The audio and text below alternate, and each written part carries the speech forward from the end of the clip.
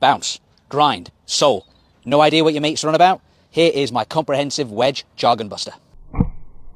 There's three key elements when it comes to wedges that you need to be aware of. First is probably the most well understood is loft, and that is the angle of the club face relative to the ground at address, and it's usually represented by the big number on the bottom of the wedge. Really simply, when it comes to loft, the higher the number, the higher the ball is going to go. So you can then designate the different type of shot relative to the loft.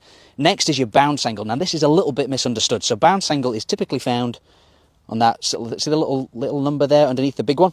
That's effectively representing, if I hold this hosel upright, that's representing the gap created by my finger and that leading edge.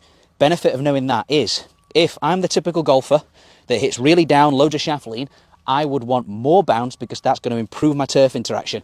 If I'm shallow, then the last thing I need is a lot of bounce. I want to have less bounce because the same again, the lower the bounce angle, if I'm coming in shallow, that's going to improve my contact, improve my turf interaction. Then, last but by no means least, is the grind. Now, the grind is effectively the shape of the sole. Benefit of the grind is if I manipulate that club face. So as an example, if I'm the golfer that likes to open up the club face or have the club a bit more upright, have it toe down, I'm going to need what they call relief, which is basically the shaved away bits of the wedge. That's then, you can see that it's going to shape away. That is going to maintain my bounce number. So that then means I can manipulate the wedge really nicely and have really good turf interaction.